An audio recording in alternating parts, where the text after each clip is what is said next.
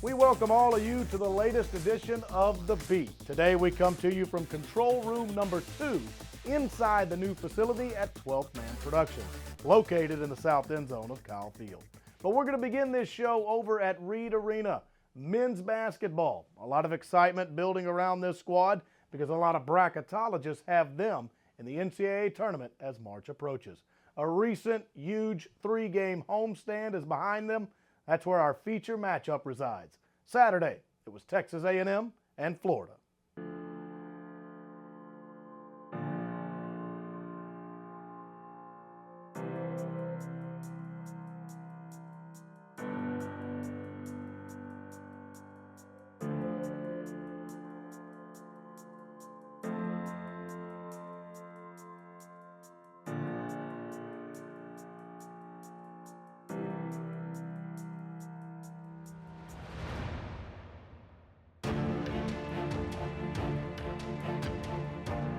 Again, play with another level of physical toughness, guys. But you got to play with the win. Don't hope you go out there and win. Believe you go out there and win. Just hope. Here's what happens. Hope. First time you get hit in the mouth, it's gone. Believe it. There's going to be moments in this game, going to be moments that you're going to get hit in the mouth. Stay together. Hold course for 40 minutes. And again, worry about the one thing you're in charge of. And that's how hard you play.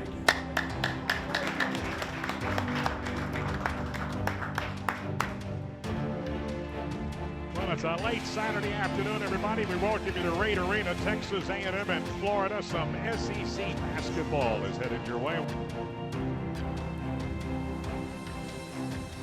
You love this game. That's why you do what you do. All right. You should never get too upset over this thing. Basically, it's a game. All right. You enjoy it, love it, enjoy it together. Okay. Embrace it. Next play. All right.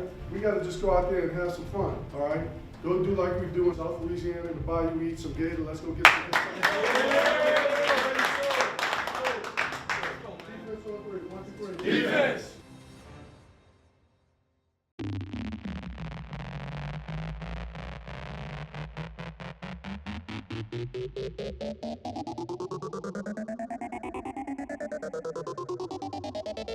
And here we go, we're underway. The Aggies get the tap.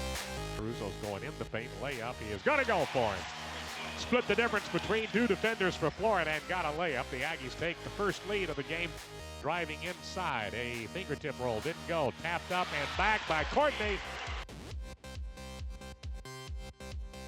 A lot of electricity here in Reed tonight. The fans really into this one, and so are the Aggies.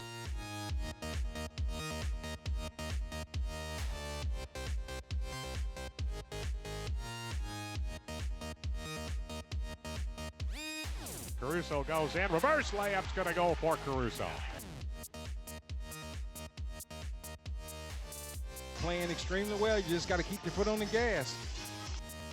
Yeah, here's Jalen Jones going inside. A layup, and he got fouled. They're going to count the 2. He gets an and 1. He got a 10-point lead. Got the ball, slaps it. They're going down underneath. And, oh, wow. Got it to the rim. Lobbed it in, and they got a layup at the buzzer to make it 32-28. Can't believe it.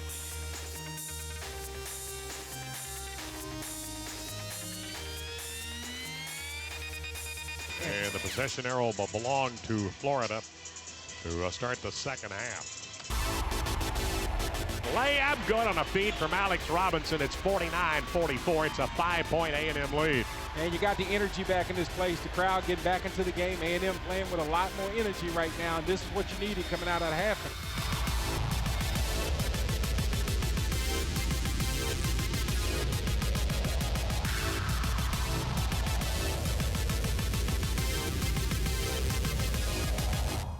Off here to Courtney. Courtney's going up. Layup's going to be good. Courtney's got 18 points now. House has gone on the baseline. He went up and he got knocked down. No call. One stop and we win. One basket and they win. So if you're A&M, you know exactly what you're up against. You like basketball, though. You can't help but be excited about this one. The energy's here. They start the play. Carter has it. 4 seconds, 3 seconds. Carter back out front in the corner. Here's a three, and at the buzzer, they missed it. It's over with. Aggies have won it. Missed the three at the buzzer. 63-62. They cleared Murphy, and he didn't get it. Goodness gracious. But it took all 40 minutes to get it done. Man alive. It took all 40 today. No question about it.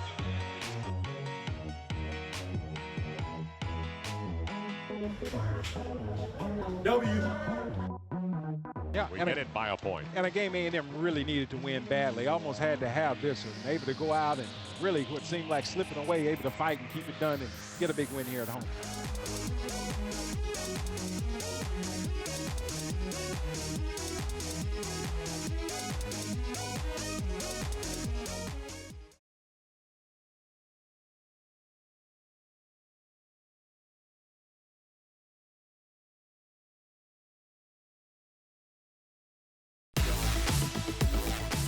This segment of The Beat is brought to you by Bud Light, the perfect beer when you're up for whatever.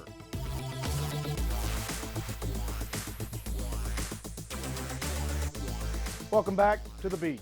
This weekend at Olsen Field at Bluebell Park, Texas A&M baseball began their season.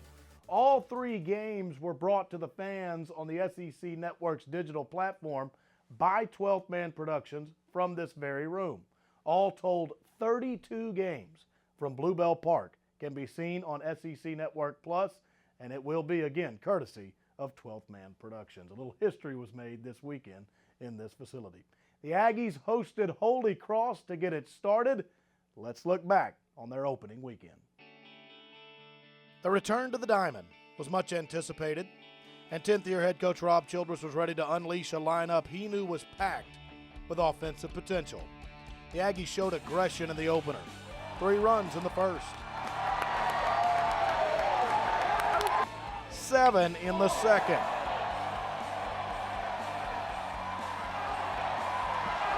3 more in the third. 13-0 after 3 innings.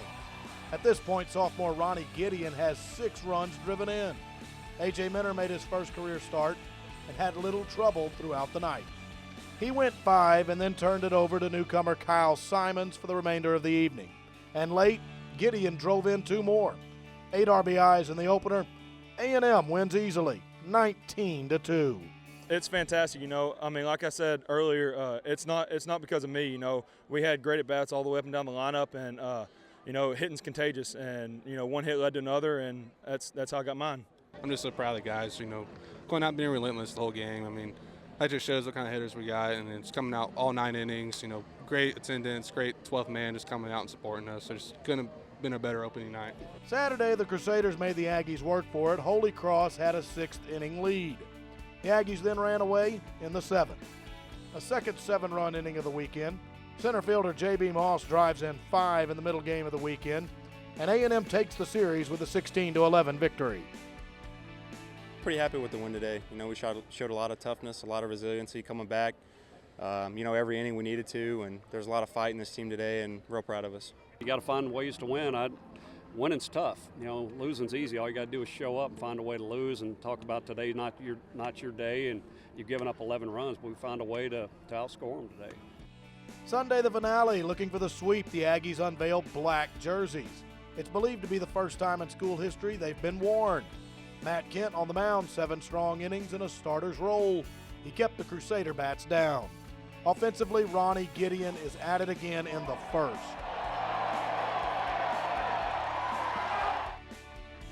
So was J.B. Moss in the 4th. 6-1 on Sunday, the Aggies sweep the opening weekend series.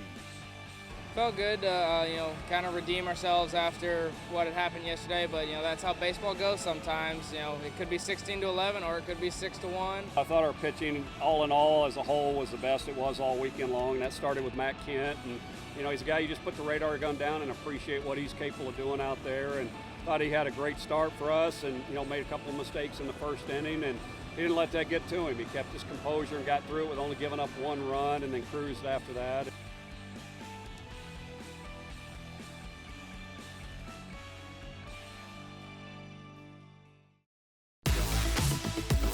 This segment of The Beat is brought to you by Pepsi. Now is what we make it. Grab a Pepsi and some friends and get out there and live it. It's time to live for now.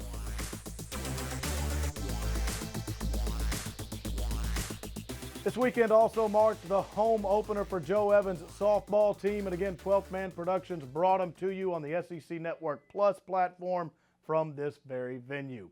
It was the Aggie Classic, and Texas A&M began it with games against Penn State and Eastern Michigan on Friday.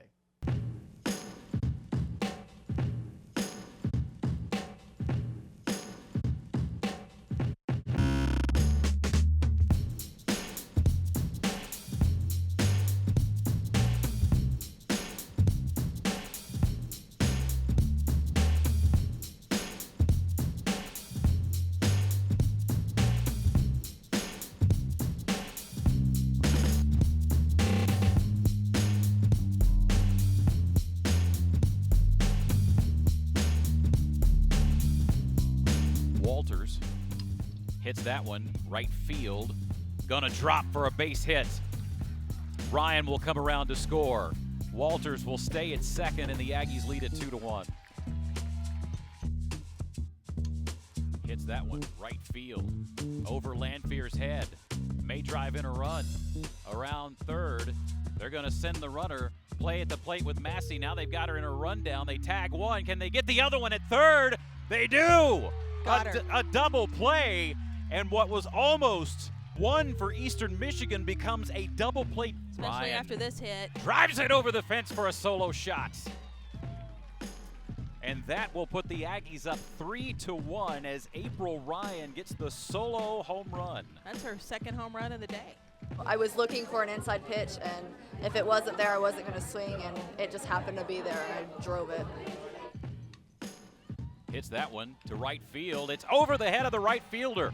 One run will score. They are on each other's Two heels runs will running score. these bases. Now Mossick, that's Clopton, goes back. Mossick stays at third. 2-run score. I thought that our kids played really well. The weather was great. That's always nice on opening day, and a good crowd. And I just thought that our kids really played great defensively, made plays. Our pitching staff stepped up, and definitely teaching moments within the games, like some things we can get better on, some things we can learn. But overall, we put together a bunch of runs, a bunch of hits, and I'm pleased with our fight and the way our kids came together today. It's a great way to start. Saturday brought the Aggies another pair of contests. First, a second tilt with Eastern Michigan. Swing and a miss. First strikeout, I believe, for either team in the game here. It's a called strike 3. Rachel Fox. Nice at bat by Clark. Up the middle. Great backhand by Koyas. Guns it across. Gets the out. That ball driven way out of here down the left field line. Because Tori Vidalis, that's a no-doubter into the street. And it's 6-0 Texas A&M. Tori Vidalis, I cannot say enough about her, Matt. She has just had such a phenomenal game. And that one is going to add to it. Way out of here to right, home run, Reagan Bunker.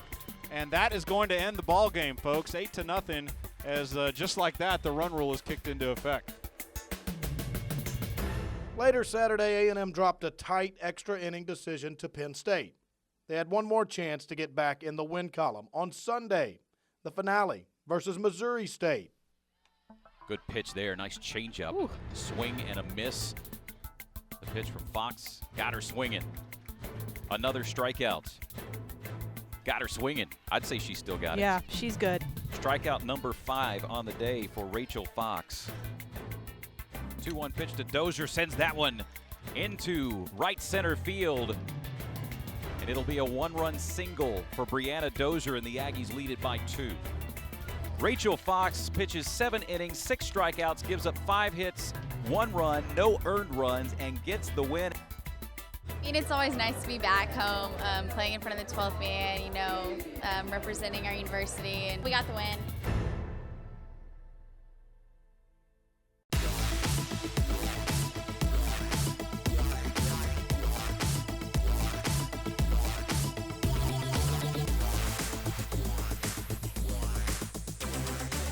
Welcome back to this edition of The Beat, coming to you from the new home of 12th Man Productions. Other sports in action this week. both nationally ranked, women's basketball and track and field. Let's have a look. Thursday in College Station, Arkansas in town. The Aggies nabbed their 15th consecutive home win. Courtney Williams had 15 to pace A&M in scoring. Right behind her, Courtney Walker with 14. Arkansas rallied late, but the Ags hang on. They take it 59 to 55. Alabama on Monday, the Aggies easily stemmed the tide. This time, Courtney Walker goes for 27, a career high. The final is Aggies 70, Bama 49. Texas A&M women's basketball clinches its 10th straight 20-win season. I think I was just a little more relaxed today. I don't know what exactly it was. Just not thinking about my shots so much as I have been, just kind of letting them come to me and finding the open spaces and then not rushing it, just kind of relaxing and holding my follow through. One thing I've been struggling with is when people are running at me and they kind of get your arm a little bit, so just trying to find a little more space than I normally do. Track and field over the weekend was in Arkansas at the Tyson Invitational. It was their final tune-up before the SEC Championships in late February. A 2-day long competition, but we had numerous personal bests here. We had numerous season bests, close to a school record in the triple jump for one of our new guys. So we got some people going that we needed to get going this weekend. Men's mile relay, to run 3:03 2 times in a row is almost incredible. The collegiate record, we're running right at the collegiate record both times, which is our record. Ladies got 2 seconds, a little over 2 seconds better in the mile relay today at 3:32, which is a big jump for us. Camaria looked really good at 200 meters at 22:91, I think is what it was. It's number 2 or 3 right now in the world, and she's number 2, I think, in NCAA. So this was a meet that we needed. It's a little too long. I don't like the meet very much, but we accomplished some things here that we set out to accomplish. We thank you all for joining us on this edition of The Beat. We came to you from the new home of 12th Man Productions, and the crew here is set to bring you 28 more baseball games and 22 more softball games on the SEC Network digital platform. The Diamond Sports off and running, and you can see them all season long, courtesy of 12th Man Productions. We've run out of time. Again, we thank you for joining us. See you on next week's edition of The Beat. So long, everybody.